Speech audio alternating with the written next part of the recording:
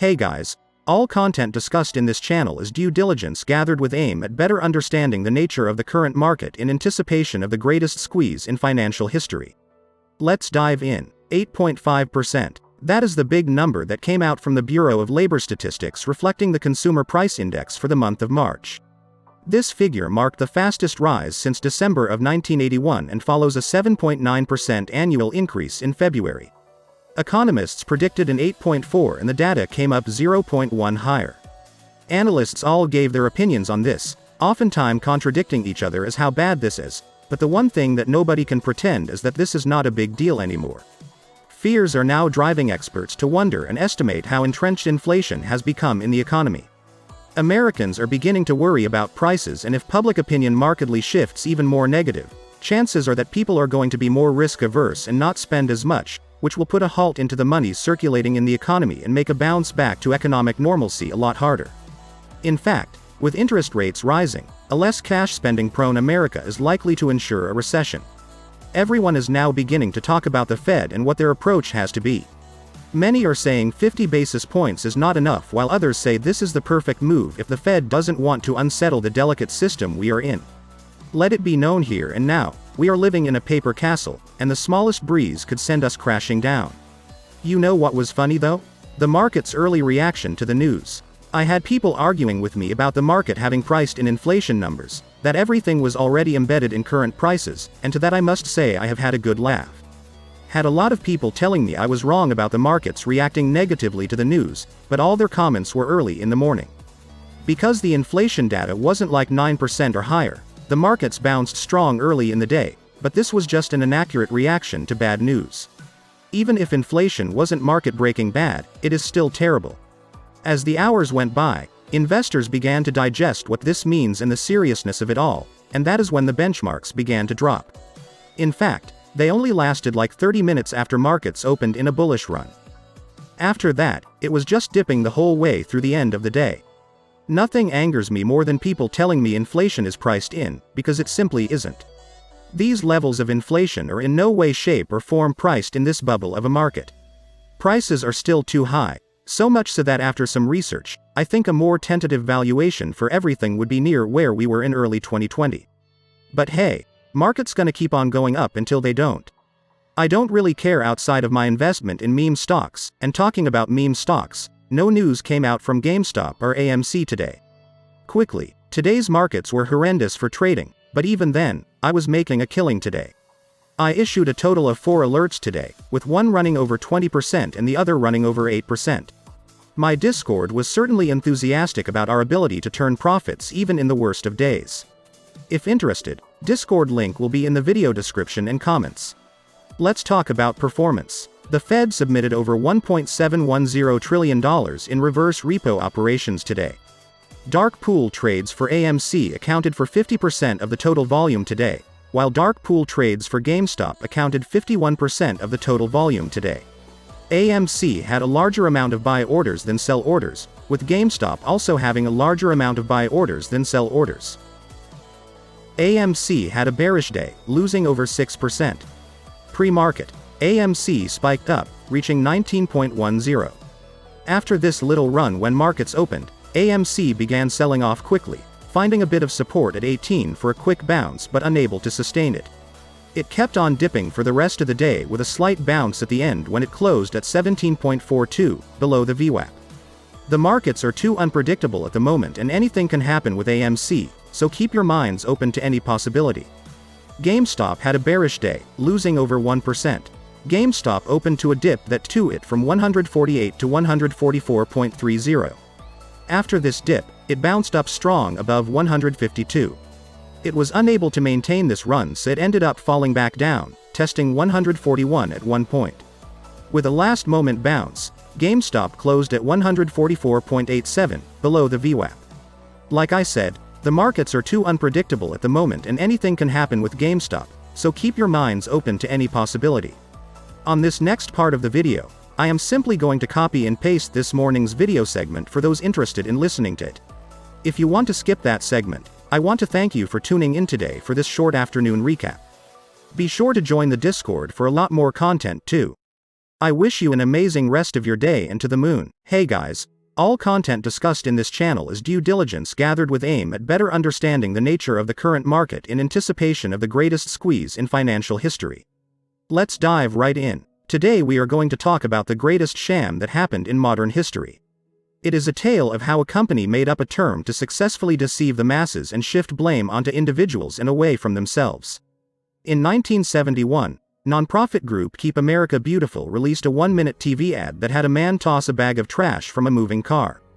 The garbage spills on the moccasins of a Native American, who then looks at the camera and sheds a tear.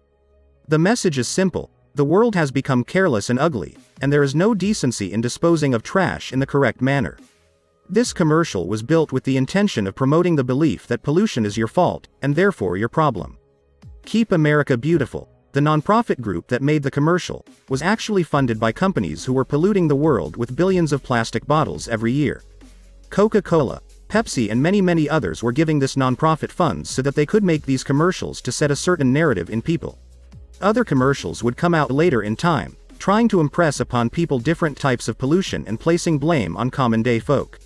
For example, in the year 2000, a campaign came out bringing to attention heat-trapping carbon pollution, shifting away blame from all the companies that were drilling deep into the earth for and selling carbonaceous fuels.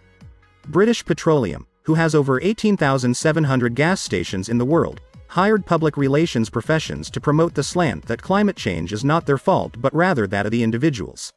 It was this promotion that coined and popularized the term carbon footprint.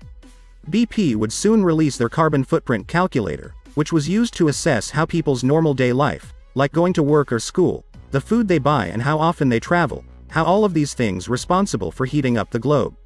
It didn't take long for the media to pump this calculator out. Years later, the EPA has a carbon calculator. The New York Times is suddenly making guides on what people can do to better reduce their carbon footprint.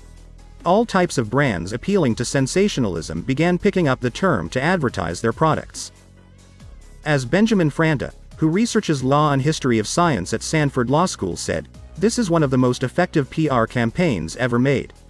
The thing that makes this PR campaign so successful is that it guilts people into even questioning it. Why would anyone even argue the notion of reducing their own carbon footprint at all? That is what made this PR move by BP so extraordinarily successful. However, new evidence is emerging that this carbon footprint is and has always been a sham.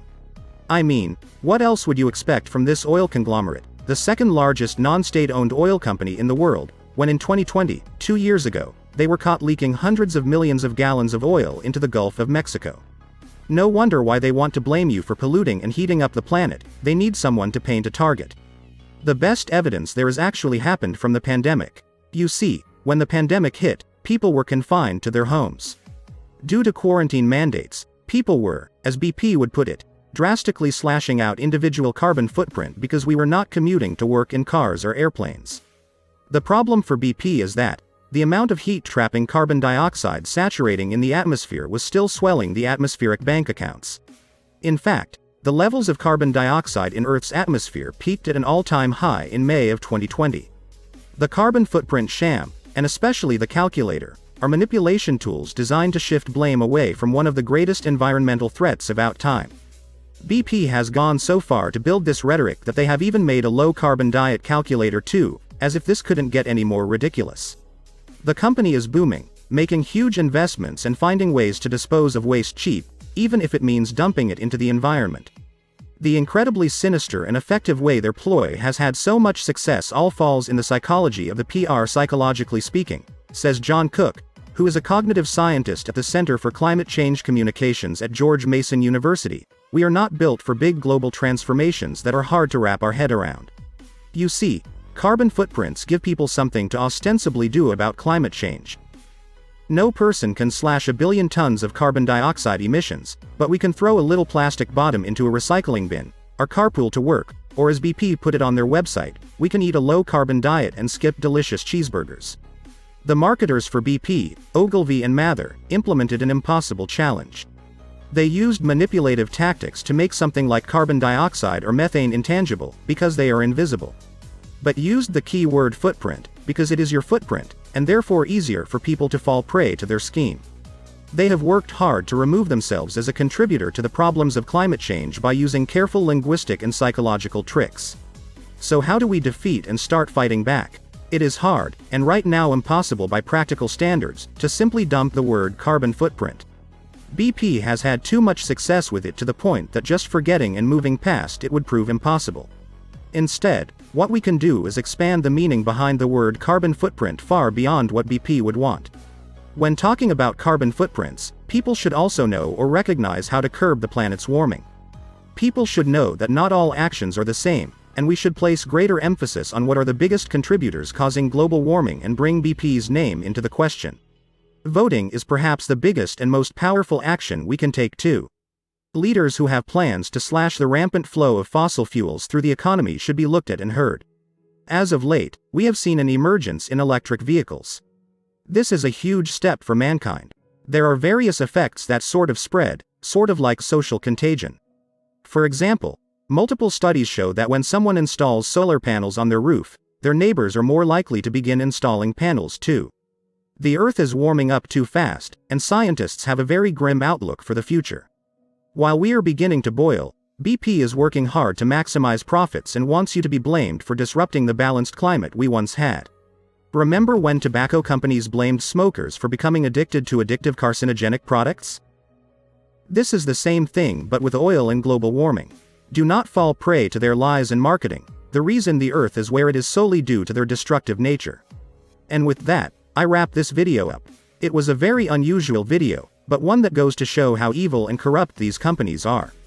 This is the same psychology that all the elite and people running the markets in Wall Street have. They have little to no long-term vision, they only care about themselves in the short term. I just want to instill in your guys some perspective. Let me know what you think in the comments below, and that is all I have for you guys. Thank you for making it to the end of the video if you are still here. Be sure to come on over and join the Discord for an even more engaging experience with fellow investors. We have tons of things there, from conversations about GameStop and AMC to day trading alerts, so give it a try. Links will be down in the video description. Thank you again for being a part of this channel. I will continue striving for better content. Enjoy the rest of your day. Keep on buying the dip and to the moon.